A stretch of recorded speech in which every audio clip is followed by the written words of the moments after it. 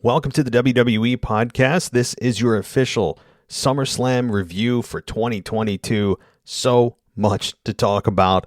Up and down the card, I thought it was a very good pay-per-view. Certainly not without its faults, but overall, I think over-delivered. The main event was crazy, but also disappointing. So we'll get to that and so much more. Major heel turns, major returns. This pay-per-view had it all. We're going to get to all of it right after this.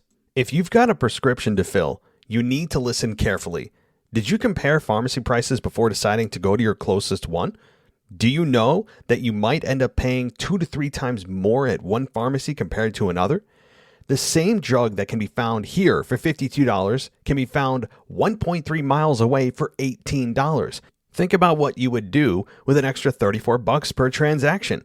Now, with Meta discounts, it's easy to compare and check prices among the different pharmacies in your area. Just open up their website, type the drug that you're looking for, and the zip code of your area to receive a detailed list of pharmacies and their prices. All you have to do is choose the one that saves you the most. Additionally, using their free, simple-to-use prescription discount card, anyone can save up to 80% on prescriptions. Regardless of your age, income, or insurance status, Meta Discounts card will help you, your mom, your sister, your friends, and even your dog save money at the pharmacy counter. So don't wait, guys. Get your new card today and start paying less for the care you need. It's metadiscounts.com. That's Meta Discounts, MEDI discounts.com. This is WWE superstar Drew McIntyre, and you're listening to the WWE Podcast. The champ is the one that everybody wants, me. Becky Lynch is going to WrestleMania. Claymore! Austin 316 says I just whipped your ass. This is my idol. You're going to acknowledge me. All right, everybody. It is time to talk SummerSlam. SummerSlam 22 that concluded last night. I'm recording this in the morning, early morning on Sunday. I was going to get it out to you late last night, but after 4 hours plus of a pay-per-view, and it's midnight by that time because I just collapsed, right? So here we are. It's Sunday morning, hopefully when you're listening to this, and we have so much to cover with SummerSlam, top to bottom. We're going to go through match by match. I will give you my overall thoughts. I thought SummerSlam was a really good pay-per-view. And while you heard the reports internally about even the staff, the employees, management weren't happy with the card, and fans didn't seem to be overwhelmed either, I think when you look back now with hindsight, I think most of us could probably look at it and go, good stuff, right? Like that was a solid, really good pay-per-view. And it saw things that maybe Vince wouldn't have done. Of course, it's impossible to know if Vince already planned on doing the things that you saw. We don't know. I mean, we can speculate, right? I'd imagine anyway that the Triple H fingerprints on this were Bayley's stable. Instead of just having her return by herself, she had a stable and Io Sky. I want to say Io Shirai, but it's Io Sky and Dakota Kai. So certainly, I think you look at those individuals and say, yep, that had Triple H all over it. But without it being a part of the actual creative team, you don't know how much Triple H changed or modified from what Vince had already planned to do. As we get further out in time, with every passing show, you'd imagine that Triple H's ideas will be more prominent and more dominant than whatever Vince wanted to do moving forward. So as we get more and more out in time, again, I think you'll see more and more of Triple H's influence because Triple H just can't blow up the whole thing and start with new programs, new feuds. He has to continue with what Vince started. So if this was any indication, though, and Triple H did have a significant influence on it, I like what Triple H has done so far. Again, it's difficult to give how much credit to give Triple H because Vince just left. And if Vince said, hey, here's what I was going to do with SummerSlam, pick and choose what you want to do, we don't know how much he changed or didn't. So anyway, I thought it was a very good pay-per-view, and we're going to get into all of the good, and there's a lot of good to talk about. For all the people that listen to this podcast and think that I'm negative all the time, there's a lot of good here. Now, there's some things I'm going to criticize.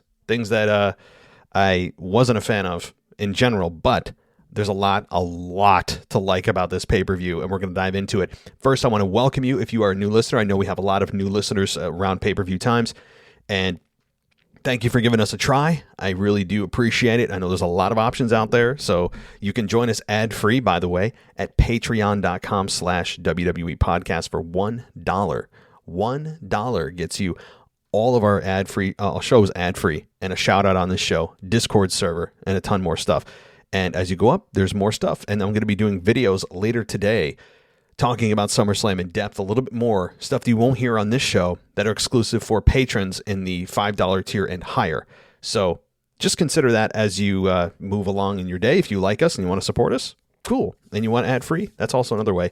As well as Apple Podcasts, we have an ad-free subscription there with the ad-free button, or our website, wwepodcast.com. You can go VIP and get all of our stuff ad-free there too. All right, that's enough of my shameless plugging. Let's get into the pay-per-view. Let's just do it. The Raw Women's Championship. That opened the show.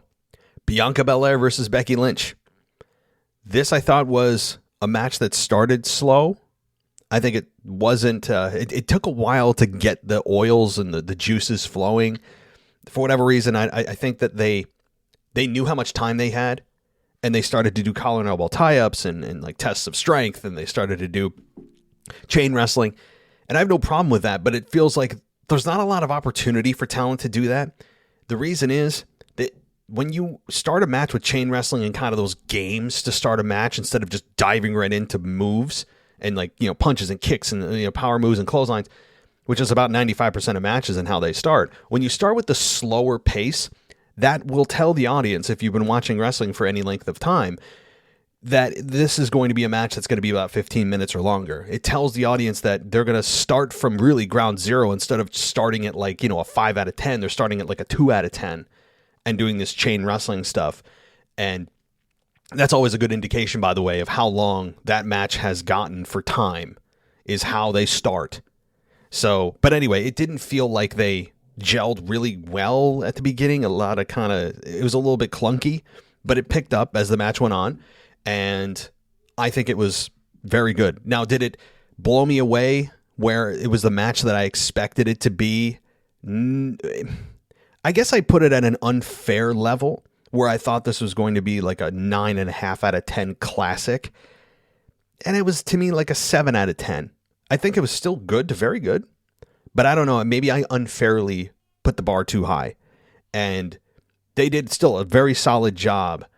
But I don't think it was as good as, say, Sasha Banks and Bianca Belair was at their WrestleMania match. And I've seen better matches from these two, but still, this is very good. I mean, I guess I'm nitpicking here. But the KOD on the outside, and then Lynch barely made the referee's 10 count.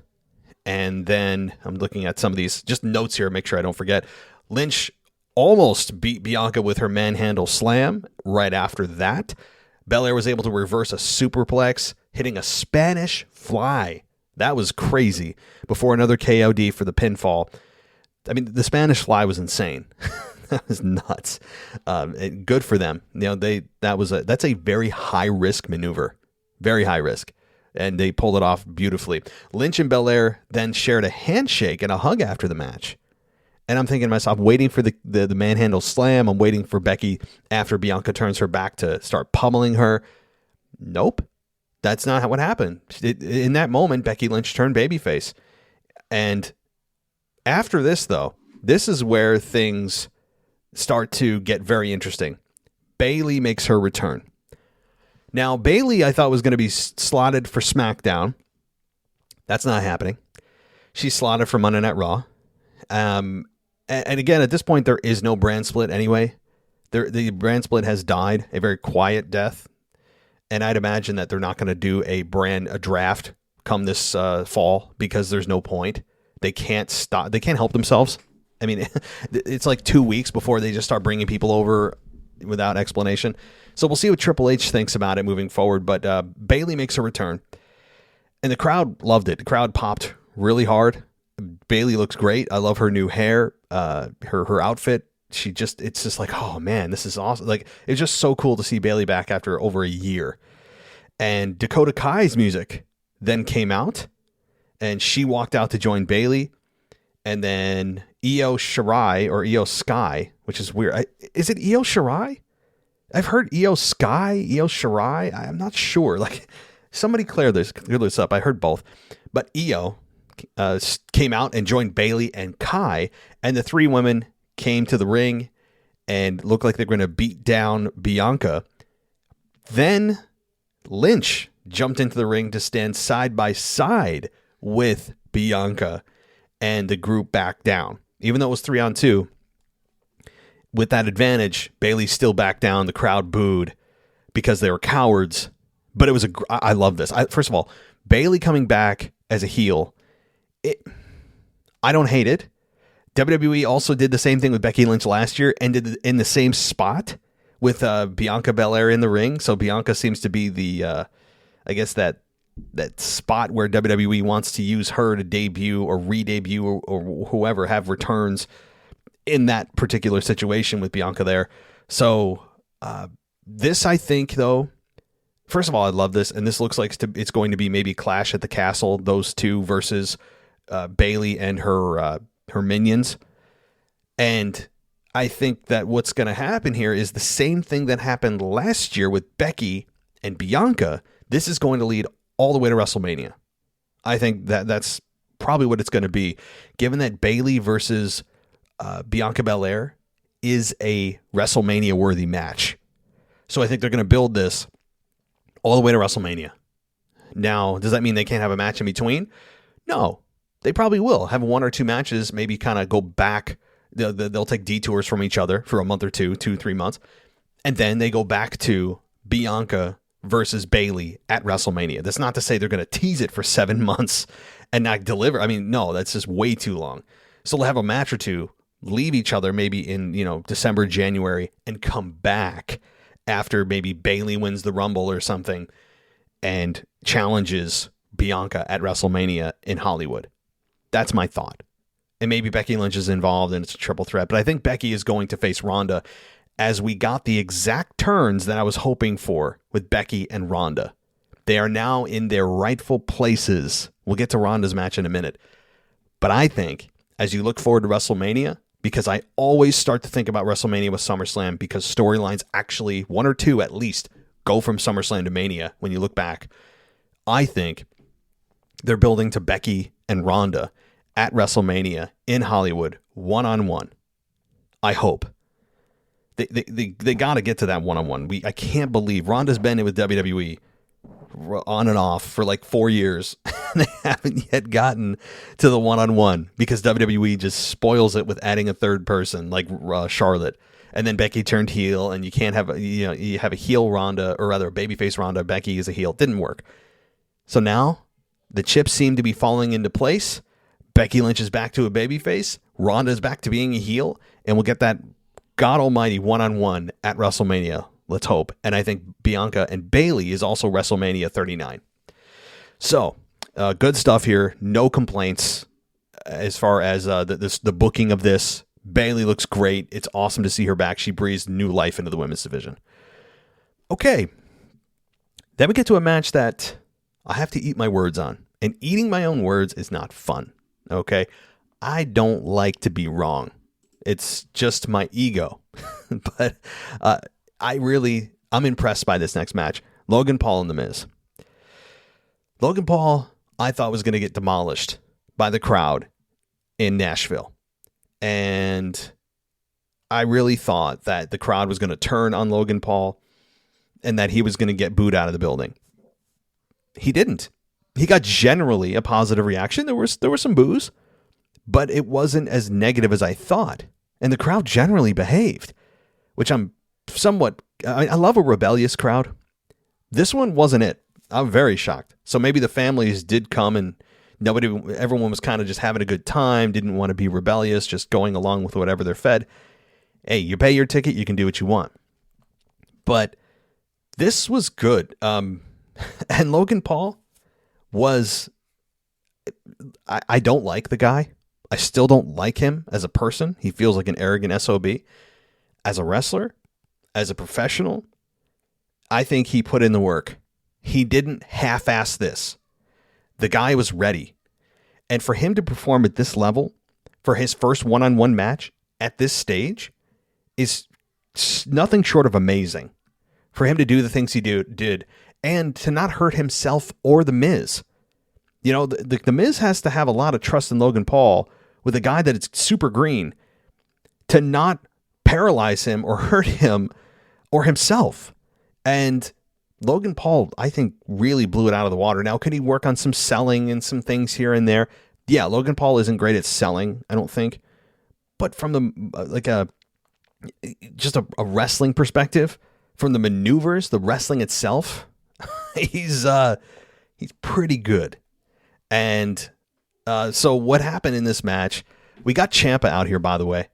Ciampa, who has been relegated to one of the biggest names in NXT, has been relegated to just this minion of The Miz for no reason that we haven't been told, and then get kicked out of ringside. You know, which he actually said no to and sat in a chair. But yeah, that's Ciampa's role now. Kind of weird, given that Paul Levesque, Triple H, is really high on Ciampa. I expect more in the coming weeks and months from Ciampa, but we'll see. So let's see some of the big moves here. Logan Paul hitting that frog splash on The Miz, perfectly landed on the announce table, was really good. And the announcers, I got to say, had a really rough night between Brock Lesnar and the tractor. You know, they had a rough night, I got to say. And this was good. Now, the phenomenal forearm hit by Logan Paul was not good. It was not good. And the blockbuster he did was, he held on to his neck too long. But I'm nitpicking. For a guy that just pretty much walked in and did this, it's absolutely amazing. So The Miz tried to hit Paul from behind. This is the end of the match. Logan Paul ducked. This caused The Miz to nearly collide with Maurice. And Miz backed away right into Paul, hit a skull-crushing. So Logan Paul hit a skull-crushing finale on The Miz, and that hit the 3 count. So Logan Paul beat The Miz with his own maneuver. And boy, this was good stuff. You know, you can't look at this as anything but a success for Logan Paul. You know, and it really may help in a big way for his reaction that WWE is clearly going for babyface on, which, I still don't agree with, but I understand it. And this is a great way to get fans on his side, is the fans are looking at this going, okay, he's taking this seriously. He clearly put in the work. Fans see that. They recognize it. They respect it. And that's what they've done. And I think they took a big step in the right direction if they want Logan Paul to be a successful babyface, at least for the first version of himself here. All right. Next match was a bit disappointing. Very quick. The United States Championship match with Lashley and Theory. It was okay. Lashley was attacked by Theory at the very beginning of the match, and with the briefcase, boy, that briefcase is becoming a deadly weapon at this point.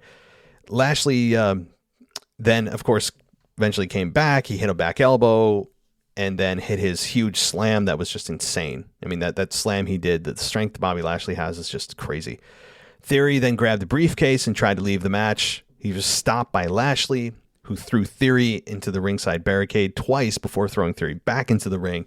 And then Lashley locked in the Hurt Lock and forced Theory to tap out. It was short. There wasn't really much to think about in this matchup. Not SummerSlam worthy, I don't think. And Lashley is United States champion, continues to be. And I think that's a nice spot for him to be, but I don't know who Lashley's next opponent is. We'll find out tomorrow night on Raw. So, no, I mean, I didn't hate the match. It was just underwhelming for what these two are capable of, and they, I think, wanted to allot more time to quote unquote more important matches than this United States Championship match. So again, not a lot to really think about here. Okay, the Mysterios versus the Judgment Day. The Mysterios got off to a quick start.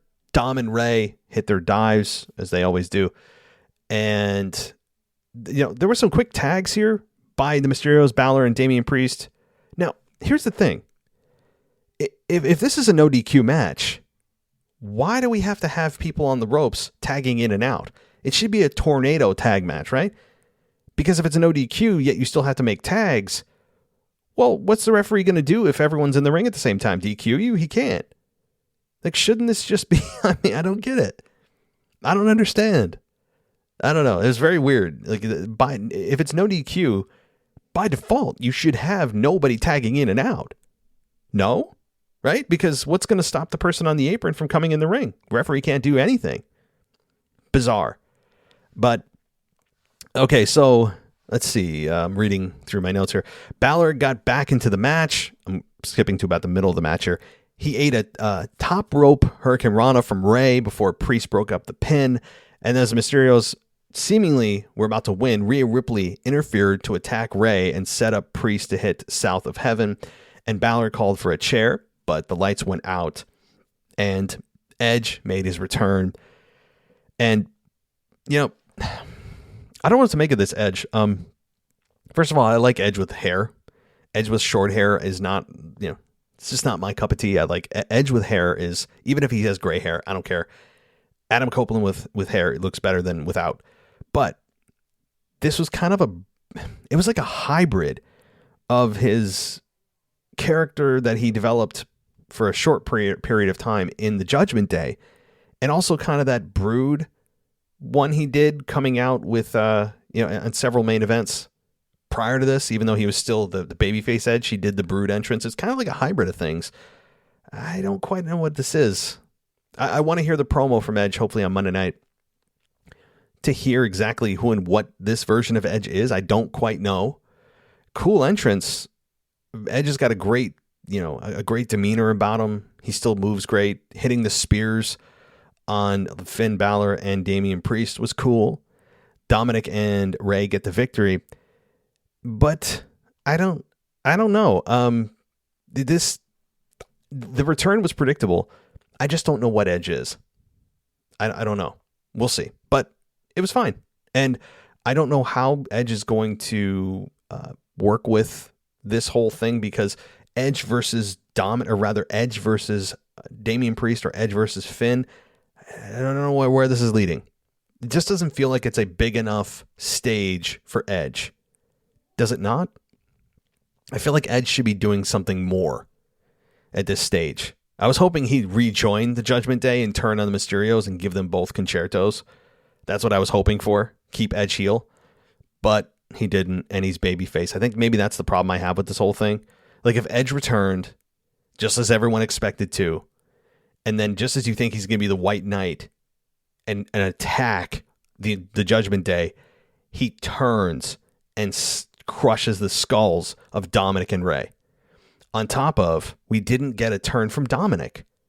So this was a bit disappointing on two fronts. Like, okay, the return of Edge is cool, but I don't know who and what Edge is yet. And I was also disappointed by no Dominic turn. And I was also disappointed that Edge stayed babyface and didn't rejoin the Judgment Day. Those two things I'm really not happy about. This was okay. Kind of a neutral thing for me, because I don't know, disappointed, but also cool to see Edge back. So I'm a bit mixed. Pat McAfee versus Happy Corbin. Now, this match was, you have to kind of readjust your standards with Pat McAfee. You have to readjust your expectations, rather. You have to look at this and go, okay, like, he's putting in work. He's probably training. He's got a ring to work in. He's putting the work in. He's trying to get himself in shape, put more muscle mass on, all that. And that's great, and he should. But he's still like 95% an announcer. And you know that going in, he's not going to put on a wrestling clinic. And that shouldn't be the expectation for anyone. So there's that. So readjusting your expectations, I think, will help you when you're rating this match. Because it was okay. I will say that the whole bum-ass Corbin is something that's not going to happen. It's like fetch. It's not going to happen. Those of you that have seen Mean Girls know exactly what I'm talking about. It's not going to happen, Pat. If you have to create an audio clip at the beginning of your entrance music to try to get people to chant along with bum-ass Corbin, no one's chanting along, Pat. I'm sorry. Like, I like the guy. He's trying to force this one. and it's not catching on. He even had his hashtag bum-ass Corbin on the back of his shirt. I appreciate the effort, Pat. It's not happening. Maybe I'm wrong. Maybe people will just go, okay, let's play along. And then maybe it'll start to catch on. It's not. Like, people aren't organically chanting this. He has to try to force it. That's how you know it's not a great chant, is when it's forced by the performers, right? So there's that. But the match was okay. I'm reading here. I'll start through the middle of the match here. Corbin reversed momentum. He threw McAfee onto the announce table. McAfee hit his leap on the top rope for a superplex. I got to say, he almost killed himself. There were some times I said, oh, like he almost slipped a few times. It got a little scary, but he eventually hit it. He hit a swanton that I forget what they called it. They didn't want to say swanton to say, reference Jeff Hardy. I forget I forget. Michael Cole mentioned it a couple of times. McAfee accidentally sent Corbin into the referee, but took advantage and kicked Corbin right in the nuts before hitting a code red for the win.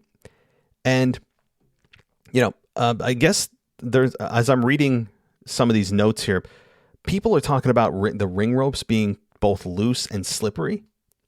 I didn't notice them being loose, but I did notice them being slippery. And Brock even slipped, not on the ropes, but on the barricade on the outside during his match. And I think that the announcers alluded to the humidity in Nashville, which, it's super humid down there, obviously, and they had no roof, so there's no air conditioning. So they were exposed to the elements, and that had a lot to do with it, I think, on top of the sweat not drying as quickly and the humidity. Those are dangerous things in the ring. You don't want the ropes to be slippery. And I didn't notice them being loose, but slippery, yes. So Pat had almost killed himself. But Pat McAfee gets the victory, and he goes back to announcing. So, okay, cool. So, and one other thing about the arena setting, I tweeted this out. I can't decide if it's better or worse when there's daylight. Like, they did this for WrestleMania 31 or 34. I know when Sting was there, he had his match with Triple H. I think it was at WrestleMania 34. That happened. And also, I think it was WrestleMania 31 too, where they both had those outside arenas, at least for part of the show. It feels weird. And I can't decide if I like it or not with when it's not dark out. It's just one of the ambiances. Like, I feel like it just should be dark out, but I'm also trying to embrace it at the same time. Like, oh, this is cool. Like, it's still daytime and there's sunlight, but I don't know if I like this. It's just, I'm very split. So let me know what you guys think. Do you guys like that? Do you guys like the fact that there's daylight and they're still wrestling? I don't know. Something small, but okay. Then we get to the Undisputed Tag Team Championship here. The Usos versus the Street Profits with Jeff Jarrett as the referee. Now, this match, as expected, at least from what I thought, this was not as good as their Money in the Bank match. It just wasn't. And it's almost not fair to expect them to be as good or exceed that, because those kinds of matches that happen are ones that happen once a year. Those are very rare. You have to have everything come together just right. And you can put the same guys in the same match and you won't get the same outcome. It's just the way wrestling goes. And these guys still put on a good match, but it wasn't Money in the Bank or better. And it's certainly not. And this was, it was fine. Jeff Jarrett was, he was impartial, and he was there to be the guy to make sure that, the regular referees didn't see the shoulders down or the shoulders up rather. And I guess that's why they brought him in.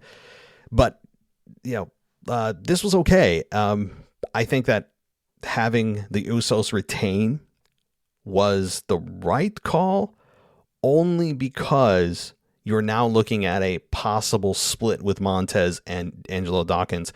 The announcers even talked about it during the match, where they talked about Montez Ford putting on muscle and that he's created he's lit a fire under Angelo Dawkins, who is aware that he could be a breakout star, and he's tried to keep up with Montez. Now, the thing with Angelo, though, number one, he'd be a perfect heel. Perfect. Angelo Dawkins is a guy that is He's obnoxious as hell. I can't stand his personality at all. And that's perfect for a heel. Him saying, yeah, with every single time he's announced, brought out to the ring, somebody interviews him, he, for some reason, just has to say that, and it's obnoxious to me. Now, Montez Ford looks like a star. Everyone knows that. And I think this could be the beginning of the end. Because they lost here. The Usos hit Dawkins with a pair of super kicks and then the 1D. And this was still a solid match. But again, the big story here is not the Usos retaining, but the possible split starting with the Street Profits.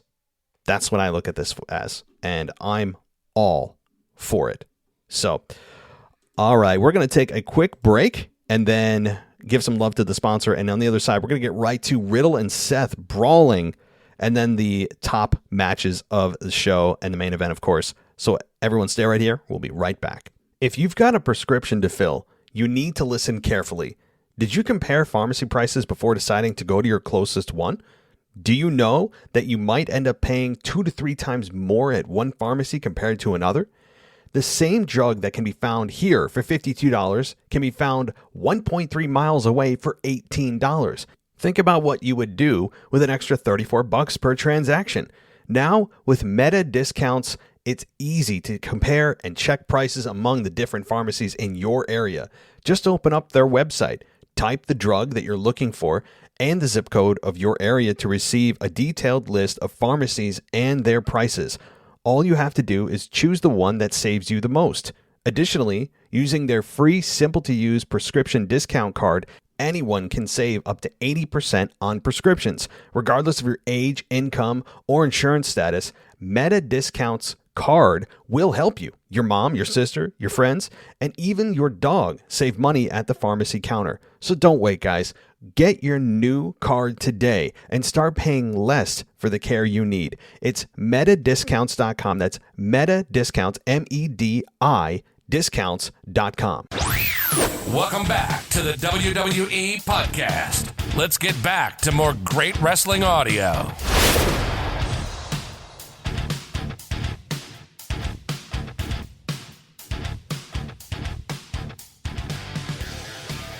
Seth Rollins and Riddle. So Riddle showed up, and the crowd loved it. I didn't expect to see Riddle.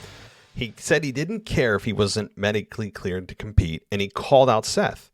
Seth came out, and then the two brawled up the entryway before ending up in the ring where Rollins hit Riddle with a stomp, and the WWE officials tried to stop him. And this was an effective segment because they're trying to push this match out further to maybe Clash at the Castle, I'd imagine. And it also did create some sympathy for Riddle, who the announcers put a nice tone to the actual severity of his quote-unquote spinal injury, and then Seth stomped him again, and then that put into question the health and safety of Riddle. Well, obviously it's storyline, but still effective, and it made me feel sympathy for him. What did make me feel sympathy is the nail polish. Is there something that he's like? Is it supposed to send a message? Like what? I don't know. Maybe it's just him, Riddle being Riddle. I don't understand the nail polish. It's just a little weird to me, right? The nail polish on the fingers and the toes, and it's also like pink or something. I don't know. Not my favorite. It just doesn't fit for me. Personal preference. But Seth Rollins got some nice heat. Riddle was beloved by the crowd, and it further solidified Seth as a heel, and it also put sympathy on Riddle. And you want both of those for both guys, and it was a success.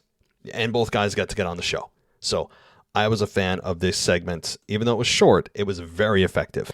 Then we get to the SmackDown Women's Championship. Liv Morgan, Ronda Rousey. The match was short. I like the Rings of Saturn that Morgan put Rousey in. And then the crucifix driver for a near fall on Rousey. Rousey did manage to lock in an armbar, but Morgan escaped to the ropes and having to do the same seconds later when Rousey locked it in again. The referee threatened to stop the match, but Morgan pleaded for him not to. And Rousey again locked in the armbar, and this time Morgan stacked Rousey, and the referee counted to 3 despite Liv Morgan tapping out. Rousey attacked Morgan after the match, locking in another armbar before taking down the referee with a hip toss and locking in an armbar on him as well. was a weird ending, and I will say, it didn't. I don't know. Here's the thing: the match itself, not great. It was underwhelming. It was short.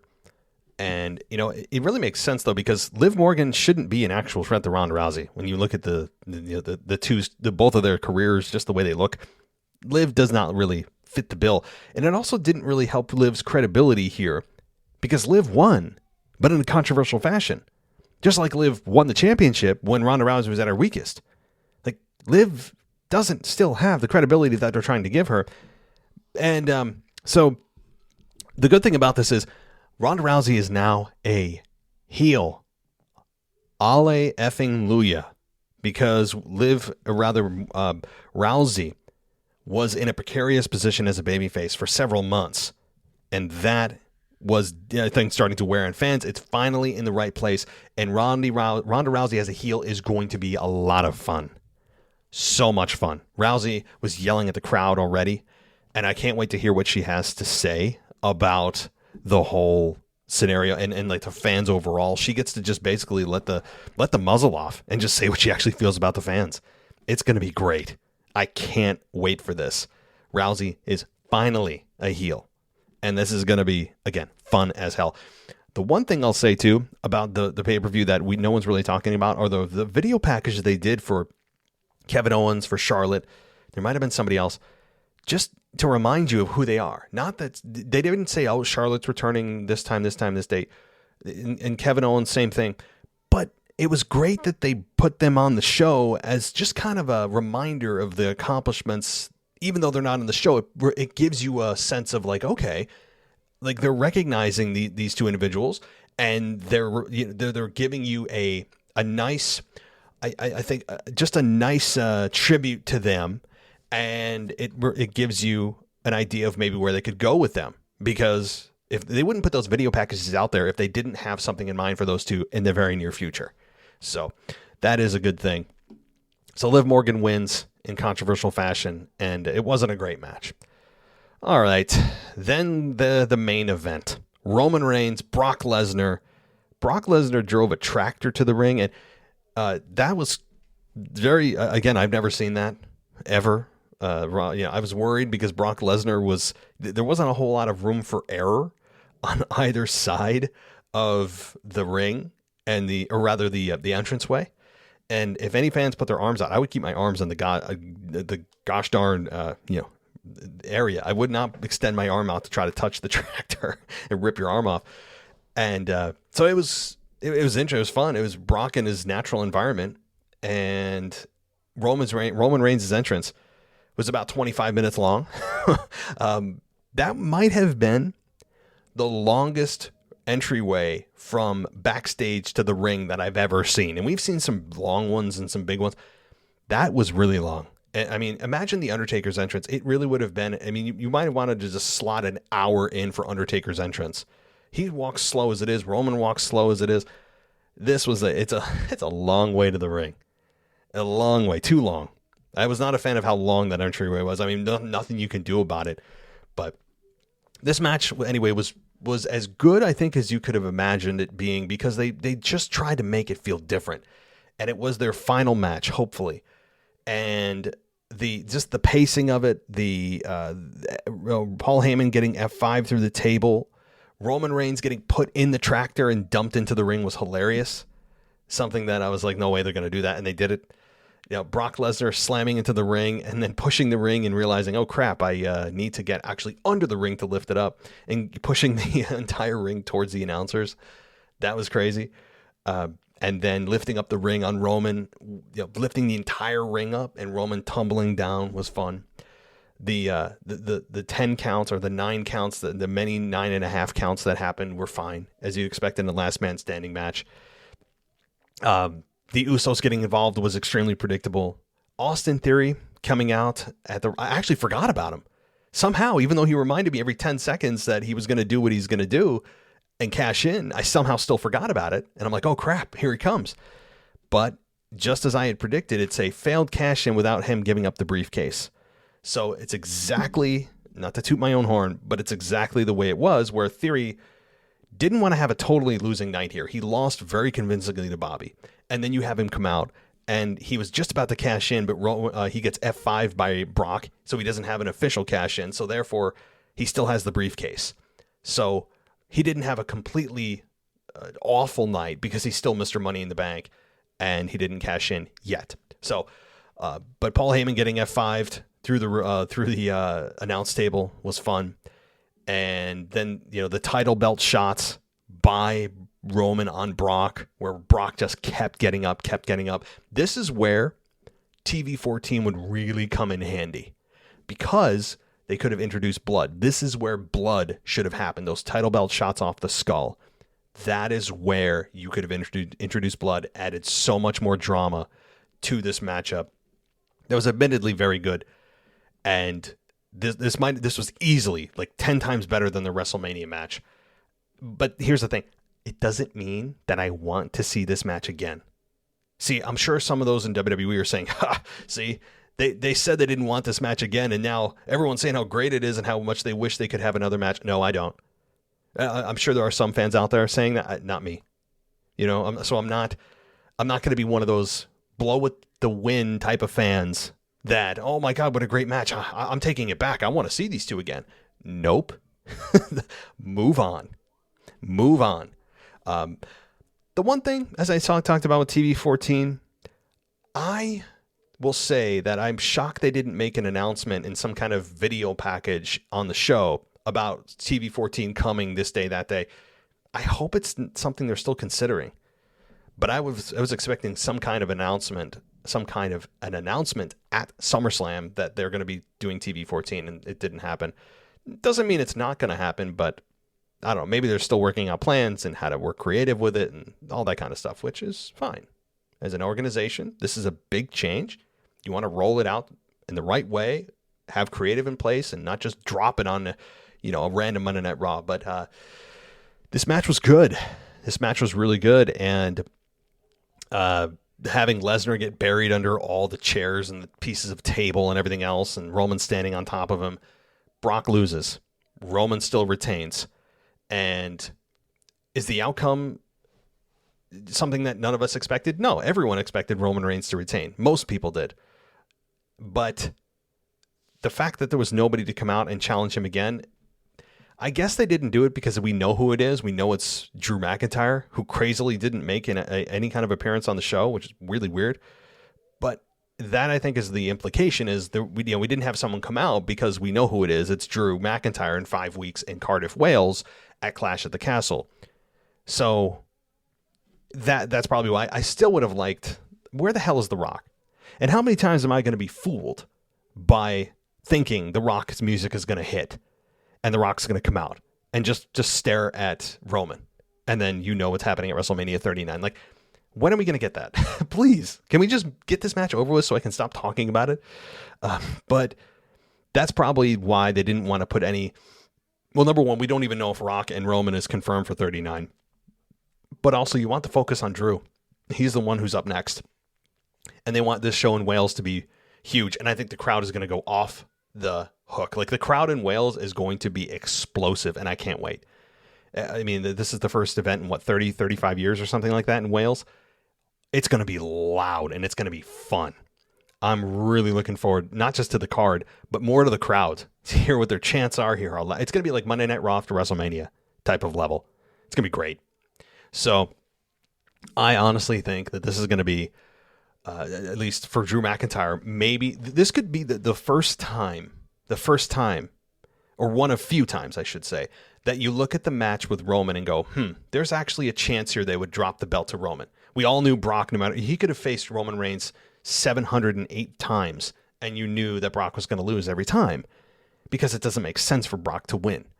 And Brock's probably going to go back into his hole, maybe appear at the Rumble or WrestleMania, and that's it. I really don't know if we'll see Brock for a long time.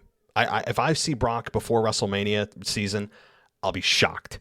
I wouldn't be surprised if we don't see him for like a year. I mean, I don't know anything about his contract. I don't know the details, but it just feels like Brock is done for quite a while. So that said, though, this is the first time that Roman Reigns' belt, to me, the most jeopardy that it's been in is right now. there's other times you could have made other cases for certain guys.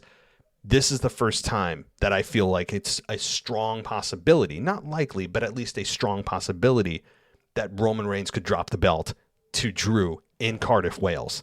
So just something to think about as we move forward. We got 5 weeks now. That's a pretty long stretch until the event in September 3rd, I think it is. The first week of September is when we will get that matchup. And it's going to be a fun build. And they finally get to Roman and they finally get to Drew. As they teased it, didn't do it, talked about it, didn't do it. We finally get it. And it's going to be fun to watch. So there's that. Well, that is it for my Sunday night, my SummerSlam review show. I really do thank you, everybody. If you've listened this long, I appreciate it. If you're new, consider going ad-free if you want to support us, or if you just don't want to deal with the ads. There's an easy way to get rid of it at patreon.com/WWE podcast. A couple other things I want to say beyond the ad-free stuff that I have on Apple Podcasts on my website is we have an hour-long WWE Slam show video that is done exclusively on the DuPont Now network. It's DuPontNow.com. It's the DuPont network, but their website is DuPont, D-U-P-O-N-T, that's D-U-P-O-N-T now.com. And you can watch me every Saturday at 8 p.m. do an hour show on WWE. It's usually covering Monday Night Raw, but in this case, given that SummerSlam just happened, I'll be going into more depth, more thoughts that you didn't hear anywhere else other than on the DuPont Now network. So check it out. It's 100% free to sign up. There's no fee. There's nothing, no hidden anything. It's a free streaming service. So check it out on DuPontNow.com. Get yourself signed up. No charges, 100% free. And that's Saturday at 8 o'clock that you get to watch me. So how about that? And the other thing, check out Ashley Mann's podcast, Kick Ash. It's the Kick Ash podcast. You've heard her many times on this show, and she does an excellent job. She has her own show now, Kick Ash Podcast.